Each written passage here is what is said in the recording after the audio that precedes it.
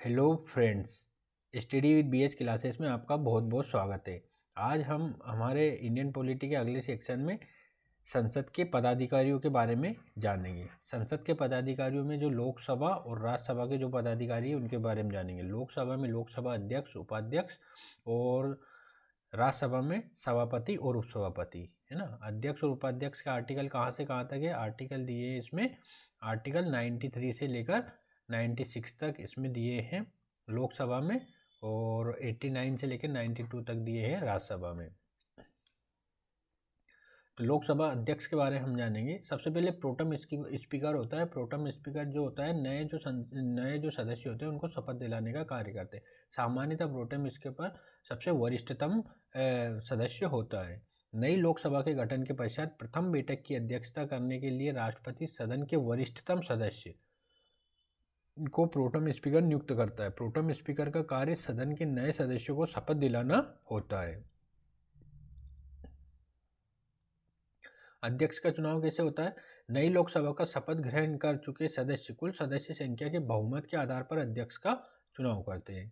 ठीक है। कार्यकाल कितना होता है? अध्यक्ष का कार्यकाल नई लोकसभा के गठन के प्रथम बैठक तक निश्चित किया गया है। कार्यकाल से पूर्व निम्नलिखित आधार पर पद से हटाया जा सकता है। कौन कौन सा आधार है? यदि वो अनुच्छेद 102 के आधार पर निर्हरित या अयोग्य घोषित कर दिया जाए, पद से इस्तीफा दे दे, मृत्यु हो जाए, ये अध्यक्ष को हटाने का प्रस्ताव 14 दिन की पूर्व सूचना पर सदन में लाया जा सकता है। और यदि प्रस्ताव को तत्कालीन सदस्य संख्या के बहुमत से पारित कर दिया जाए तो अध्यक्ष को पद त्याग करना होगा। आर्टिकल 96 के अनुसार जब अध्यक्ष को हटाने का प्रस्ताव पर चर्चा की जाएगी तो वो पीठासीन अधिकारी के रूप में कार्य नहीं करेगा और न ही उसे निर्णायक मत देने का अधिकार होगा। अब आता है अध्यक्ष की अनुपस्थिति में पीठासीन अधिकारी। अगर अध्यक्ष अनुपस्थित है तो उसमें पीठासीन अधिकारी की क्या भूमिका रहेगी? यदि अध्यक्ष का पद किसी कारण से रिक्त है तो उपाध्यक्ष पीठासीन अधिकारी होगा, और यदि उपाध्यक्ष और अध्यक्ष दोनों का पद रिक्त है तो राष्ट्रपति किसी भी सदस्य को पीठासीन अधिकारी के रूप में नियुक्त कर सकेगा। यदि अध्यक्ष या उपाध्यक्ष दोनों सदन में अनुपस्थित है तो लोकसभा अपनी प्रक्रिया नियमों के अनुसार किसी सदस्य को पीठासीन अधिकारी नियुक्त कर सकती है ना। एक यहाँ पे महत्वपूर्ण बिंदु यह रहेगा कि लोकसभा 10 सदस्यों का पैनल गठित करती है जो अध्यक्ष और उपाध्यक्ष की अनुपस्थिति में पीठासीन अधिकारी के रूप में कार्य करती है। अध्यक्ष के क्या क्या कार्य है? अध्यक्ष के कार्य सदन की व्यवस्था को देखना, धन विधेयक है या नहीं आर्टिकल 110 के तहत उसे देखना, संयुक्त बैठक की अध्यक्षता करना आर्टिकल 110 के तहत, निर्णायक मत देने का अधिकार आर्टिकल 100 के तहत। ठीक है। अब हम देखेंगे संसद के कार्य। संसद के क्या क्या कार्य है? सबसे पहला कार्य होता है संसद का विधि का निर्माण करना, है ना, विधि बनाना। विभिन्न प्रकार के विधेयकों को पारित करके विधि बनाने, इसमें संविधान संशोधन शामिल है। विधि निर्माण, सरकार को जवाबदेह बनाना, संसदीय कार्यवाही में प्रतिदिन प्रश्नकाल, शून्यकाल का उद्देश्य मंत्रिपरिषद की जवाबदेहिता को सुनिश्चित करना होता है। सरकार को उत्तरदायी बनाना, संसदीय शासन व्यवस्था में कार्यपालिका लोकप्रिय सदन के प्रति उत्तरदायी होती है। भारत में लोकसभा के प्रति कार्यपालिका उत्तरदायी और निंदा प्रस्ताव, अविश्वास प्रस्ताव द्वारा कार्यपालिका को उत्तरदायी बनाने का प्रयास किया जाता है। नेक्स्ट है सरकार का वित्तीय नियंत्रण रखना। सरकार द्वारा प्रस्तुत सभी धन विधेयक या वित्त विधेयक लोकसभा या दोनों सदनों द्वारा पारित होना अनिवार्य है। अगर ये विधेयक पारित नहीं होते हैं तो इसे सरकार के प्रति अविश्वास माना जाता है और ऐसी सरकार को भंग कर दिया जाएगा। तो ये सरकार को वित्तीय नियंत्रण रखना भी रहता है इसमें, है ना, इसमें उसमें संसद के कार्य में। अब आता है हमारा दैनिक कार्यवाही। जो संसद में दैनिक कार्यवाही होती है, सबसे पहला घंटा जो होता है 11 से लेकर 12 बजे तक वो प्रश्नकाल का होता है। उसके बाद आता है 12 से 1 बजे तक शून्यकाल, और फिर विधायी व अन्य कार्य होते हैं 2 बजे के बाद। 1 घंटे का लंच होता है। प्रश्नकाल में क्या होता है? प्रश्नकाल में 3 प्रकार के प्रश्न पूछे जाते हैं, तारांकित, अतारांकित और अल्प सूचना प्रश्न। जो तारांकित प्रश्न होते हैं उन पर स्टार का चिन्ह लगा होता है, वैसे इसका उत्तर मौखिक देना होता है। अगर हम मौखिक उत्तर देंगे तो उसका एक पूरक प्रश्न भी पूछा जा सकता है। तारांकित प्रश्न 10 दिन की पूर्व सूचना पर पूछे जा सकते हैं। किसी भी दिन लोकसभा या राज्यसभा में 20 तारांकित प्रश्न पूछे जा सकते हैं। प्रत्येक प्रश्न पर एक पूरक प्रश्न भी पूछा जा सकता है। 2 पूरक प्रश्न मूल प्रश्न पूछने वाला सदस्य पूछ सकता है। इसके अतिरिक्त अध्यक्ष या सभापति सत्ता पक्ष और विपक्ष में एक एक सदस्य को एक एक प्रश्न पूछने का अवसर प्रदान करता है। फिर आता है हमारा नेक्स्ट अतारांकित प्रश्न। इन प्रश्नों का उत्तर लिखित देना होता है। लोकसभा में प्रतिदिन 230 अतारांकित प्रश्न पूछे जा सकते हैं और राज्यसभा में प्रतिदिन 200 अतारांकित प्रश्न पूछे जा सकते हैं ना। 10 दिन की पूर्व सूचना पर ये प्रश्न पूछे जा सकते हैं। नेक्स्ट आता है हमारा अल्प सूचना पर प्रश्न। यदि किसी लोक महत्व के समसामयिक मुद्दे पर प्रश्न पूछना हो तो उसे 10 दिन से कम पूर्व सूचना पर भी पूछा जा सकता है। इसका उत्तर मौखिक देना होता है। इस पर पूरक प्रश्न पूछे जा सकते हैं, अल्प सूचना प्रश्न। अब आता है हमारा आधे घंटे की चर्चा। यदि प्रश्नकाल में किसी विषय पर सत्ता पक्ष के उत्तर में विपक्ष असंतुष्ट है तो वो अध्यक्ष या सभापति से विषय पर चर्चा मांग कर सकता है। इसके लिए आधे घंटे की चर्चा का समय निर्धारित किया जाता है। लोकसभा में सोमवार, बुधवार और शुक्रवार को अंतिम आधे घंटे की चर्चा के लिए निर्धारित होता है और राज्यसभा में प्रतिदिन 5 बजे से 5:30 बजे तक का समय चर्चा के लिए निर्धारित किया जाता है। अब आता है हमारा शून्यकाल। शून्यकाल भारतीय संसदीय व्यवस्था का अनूठा लक्षण है। विश्व के किसी अन्य संसदीय व्यवस्था में शून्यकाल नहीं पाया जाता है। भारत में 1960 के दशक में ये परंपरा आरंभ हुई। प्रश्नकाल के तुरंत बाद किसी भी लोक महत्व के मुद्दे पर बिना पूर्व सूचना के प्रश्न पूछने लगे। वर्तमान में यह व्यवस्था स्थायी हो चुकी है और लोकसभा में प्रतिदिन 20 प्रश्न और राज्यसभा में प्रतिदिन 7 प्रश्न शून्यकाल में पूछे जा सकते हैं। शून्यकाल भारत में मीडिया के द्वारा नाम दिया गया है और भारत का ये एक मतलब इनोवेशन है।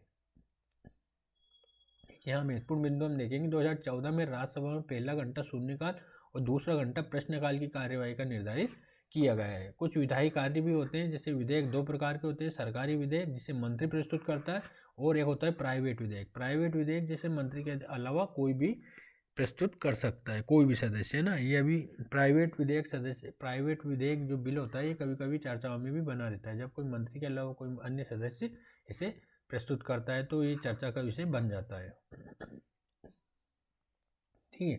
प्रत्येक विधेयक प्रत्येक सदन में 3 वाचन से गुजरता है। प्रथम वाचन में प्रस्तुत करने वाला सदस्य सदन को विधेयक के उद्देश्यों से परिचित कराता है और फिर इसे चर्चा के लिए अध्यक्ष महोदय को प्रेषित करता है। इसके पश्चात द्वितीय वाचन आरंभ होता है। द्वितीय वाचन में या तो संपूर्ण सदन या प्रवर समिति, स्टैंडिंग कमेटी जो रहती है, विधेयक के सभी प्रावधानों पर विस्तार पूर्वक चर्चा करती है। यदि चर्चा प्रवर समिति द्वारा की जाएगी तो समिति द्वारा किए गए संशोधनों को सदन में अपनी स्वीकृति दे देता है ना।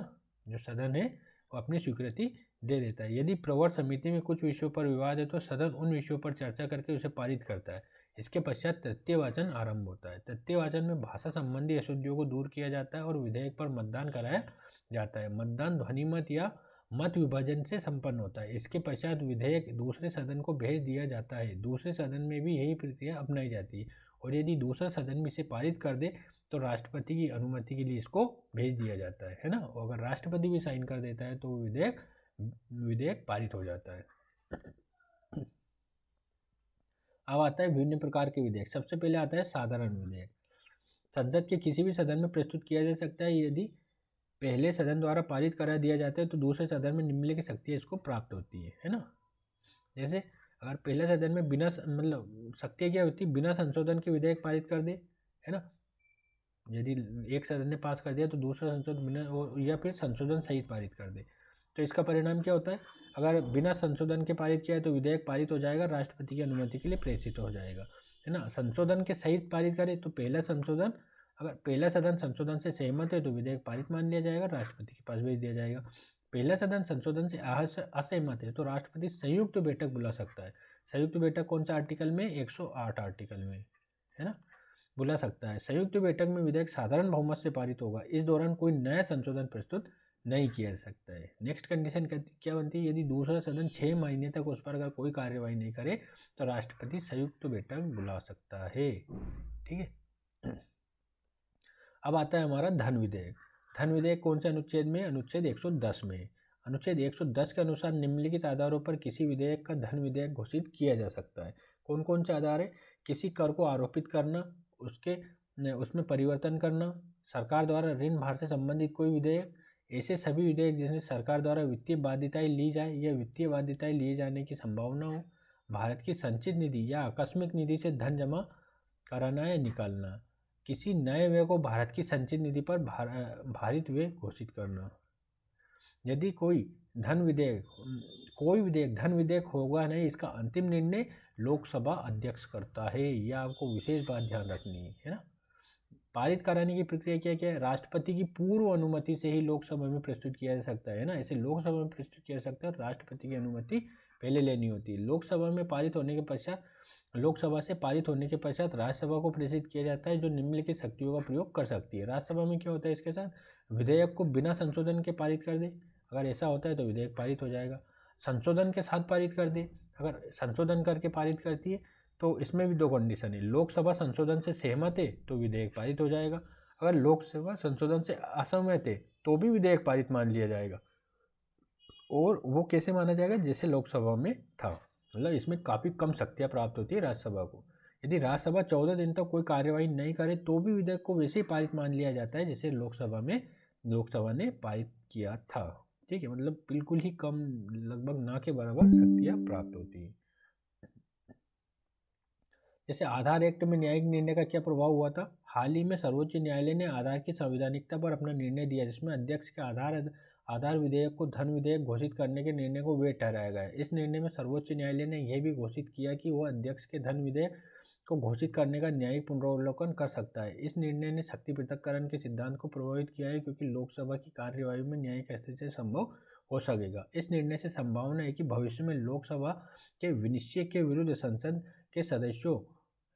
के सदस्य न्यायपालिका में याचिकाएं दायर करें और सरकार के वित्तीय कार्यों में बाधाएं उत्पन्न हो। इसका अंतिम प्रभाव विकास और कल्याण की योजनाओं के देरी से संपन्न होने के रूप में दिखाई दे। ये आशा की जानी चाहिए कि न्यायपालिका धन विधेयक संबंधी याचिकाओं के संबंध में अपरिहार्य परिस्थितियों में ही सुनवाई करे और ऐसे मामले में यथाशीघ्र निर्णय उपलब्ध कराए। लोकसभा अध्यक्ष से भी अपेक्षा होगी कि वो अपनी शक्ति का प्रयोग सत्ता दल के राजनीतिक हितों के अनुरूप न करे और निष्पक्ष निर्णय दे। तो आज का वीडियो हम यहीं पे समाप्त करते हैं। कल हम वित्त विधेयक के बारे में जानेंगे। तो वीडियो देखने के लिए बहुत बहुत धन्यवाद।